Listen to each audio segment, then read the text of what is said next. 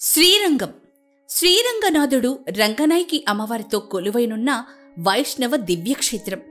ఇది తమిళనాడులోని తిరుచిరాపల్లి తిరుచికి ఆనుకొని ఉభయ కావేరి నదుల మధ్యనున్న పట్టణం. శ్రీరంగంలోని శ్రీరంగనాథస్వామి ఆలయం ప్రసిద్ధమైన పుణ్యక్షేత్రం. ఇది వైష్ణవ దివ్య దేశాలలో అత్యంత ప్రధానమైందిగా భావిస్తారు. ఆల్వారులు అందరూ ఈ క్షేత్ర మహిమను గానం చేశారు. భారతదేశంలో అతిపెద్ద ఆలయ సంకీర్ణాలలో ఒకటి. ఈ ఆలయం ప్రదేశ వైశాల్యం 6,31,000 చదరపు మీటర్లు, అంటే 156 ఎకరాలు. ప్రాకారం పొడవు 4 కిలోమీటర్లు, అంటే 10,710 అడుగులు. ప్రపంచంలో అతి పెద్దదైన కంబోడియాలోని అంఖార్ వాట్ మందిరం శిథిలావస్థలో ఉన్నది కనుక ప్రపంచంలో పూజాధికాలు జరిగే అతిపెద్ద హిందూ దేవాలయం ఇదేనని దేవాలయం వెబ్సైట్లో ఉంది. శ్రీరంగం ఆలయం 7 ప్రాకారాలతో 21 గోపురాలతో విరాజిల్లుతోంది. ఈ గోపురాన్ని రాజగోపురం అంటారు.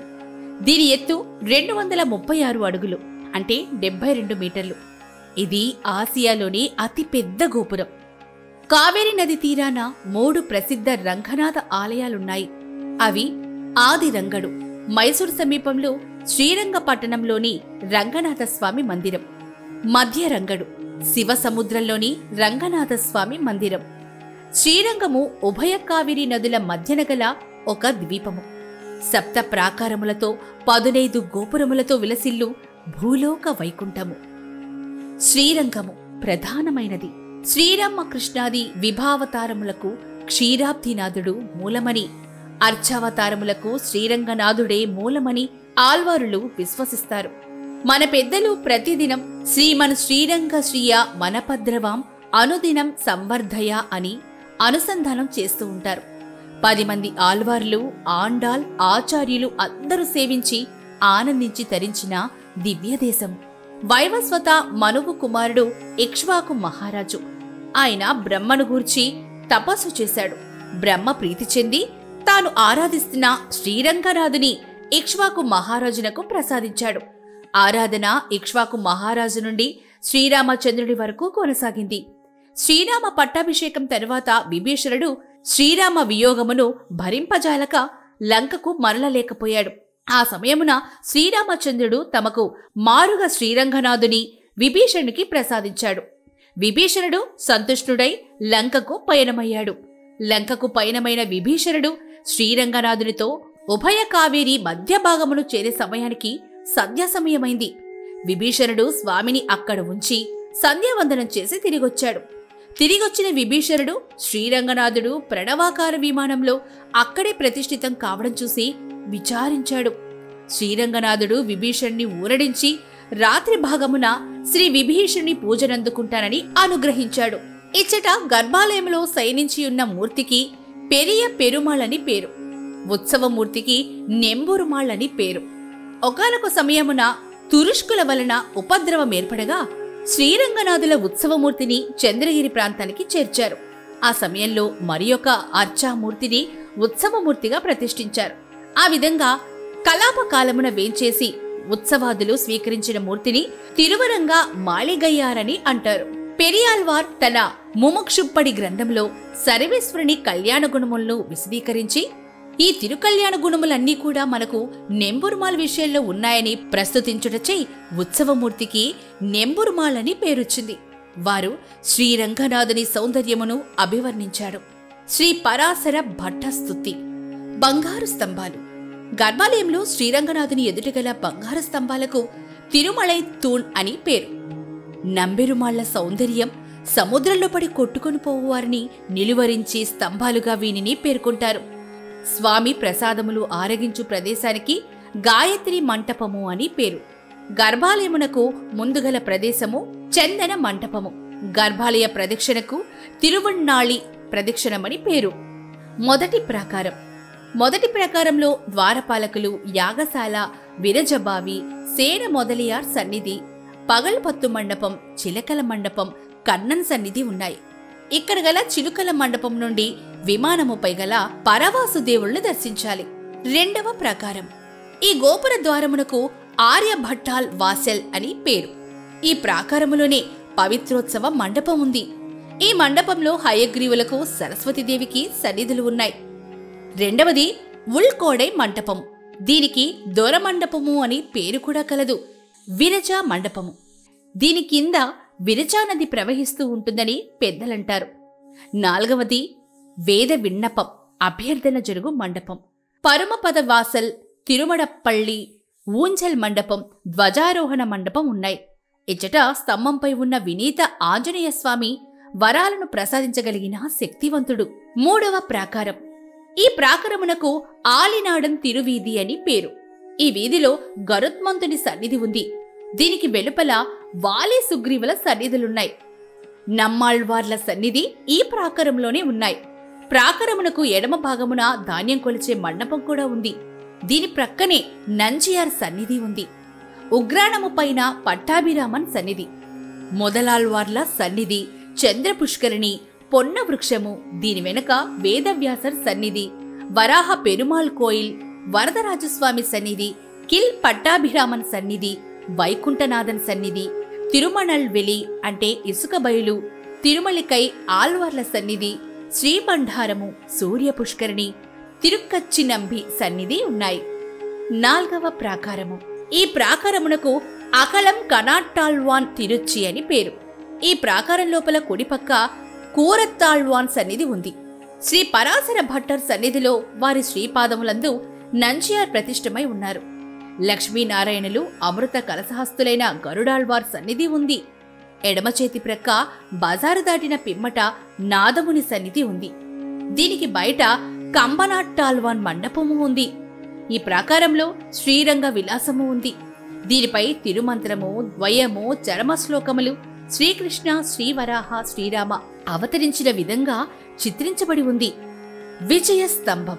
విజయస్తంభము ఊల్ ఆండాల్ సన్నిధి, వాహన మండపం, చక్రత్తాళ్వాన్ సన్నిధి, తిరువరంగత్త ముదనార్ సన్నిధి, వసంత మండపం ఈ ప్రాకారంలోనే ఉన్నాయి.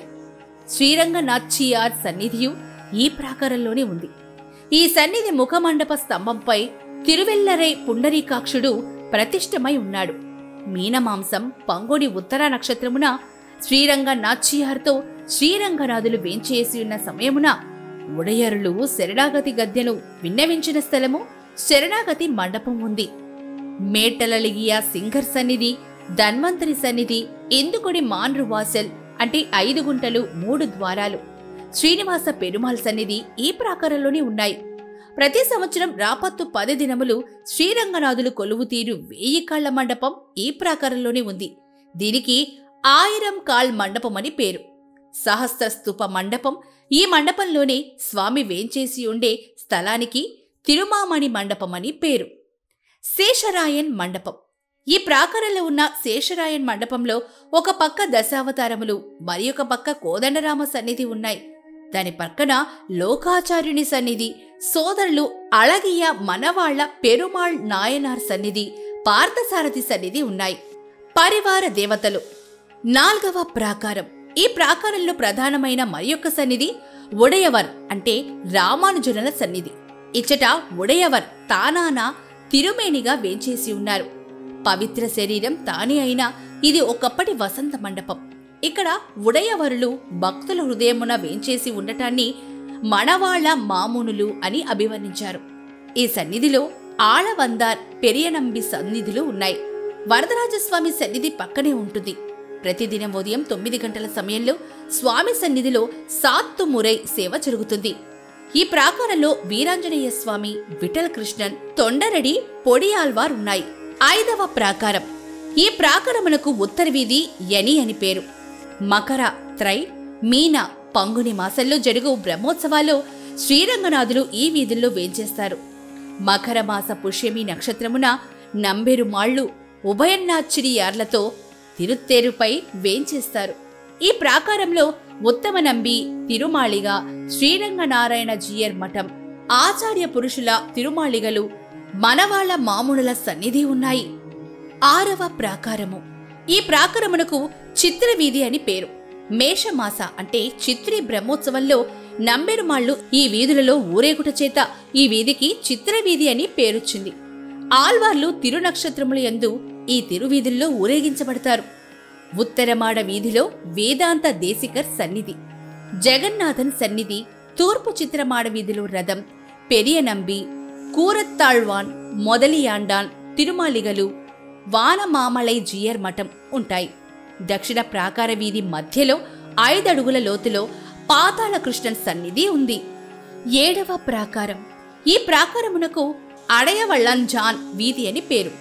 ఈ ప్రాకారంలో తిరుక్కురలప్పన్ అంటే వామనుని సన్నిధి ఉంది. వెలియాండాల సన్నిధి కూడా ఇక్కడే ఉంది. పడమటి ద్వారము గుండా తెప్పగుంటకు పోవచ్చు. కుంభమాస అంటే మాసి బ్రహ్మోత్సవాల్లో రథోత్సవనకు బదులు తెప్ప ఉత్సవం ఈ తెప్పగుంటలోనే జరుగుతుంది. ఉత్తర ద్వారం నుండి కొల్లడమునకు పోవు దారి ఉంది. ఈ కొల్లడం దక్షిణ తీరమున తిరుమంగై యాల్వార్లకు ప్రత్యక్షమైన దశావతారముల సన్నిధి ఉంది. ఇక్కడ తిరుమంగై ఆళ్వార్ వేంచేసి ఉన్నారు.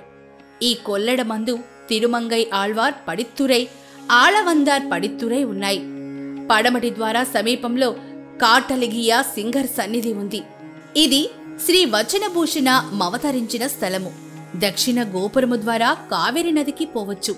దీనికే రాయగోపురమని పేరు. ఉత్సవాలు. మకరం, కుంభం, మీనం, మేషమాసముల యందు వరుసగా 4 బ్రహ్మోత్సవాలు జరుగుతాయి.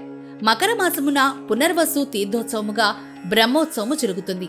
ఇది చక్రవర్తి తిరుమగన్ శ్రీరామచంద్రులచే ఏర్పాటు చేయబడింది. కావున దీనికి భూపతి తిరునాళ్లు అని పేరొచ్చింది. కుంభమాసమున శుద్ధ ఏకాదశి తీర్థోత్సవముగా బ్రహ్మోత్సవం. ఇది స్వామి ఎంబెరు మానార్లచే ఏర్పాటు చేయబడింది.